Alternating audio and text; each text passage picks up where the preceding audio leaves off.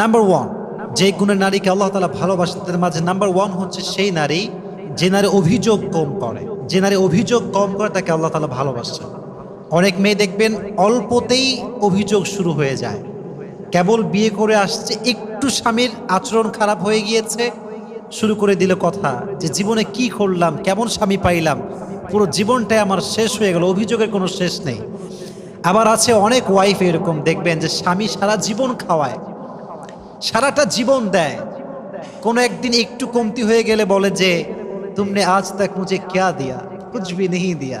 সারা জীবন দিলা কি আমার, সারা জীবন আমি না খেয়েই থাকলাম, কোন জামাটা দিলা ভালো জামা, এটা অভিযোগ করে। তো প্রথমত সে নারীকে আল্লাহ তাআলা অনেক ভালোবাসেন যে নারী অভিযোগ কম করে। আল্লাহ প্রত্যেকটা মা বোনকে অভিযোগ মুক্ত জীবন দান করুক, সকলে পড়া আমিন। জীবনে সুখে থাকার সবচেয়ে সুন্দর একটি মাধ্যম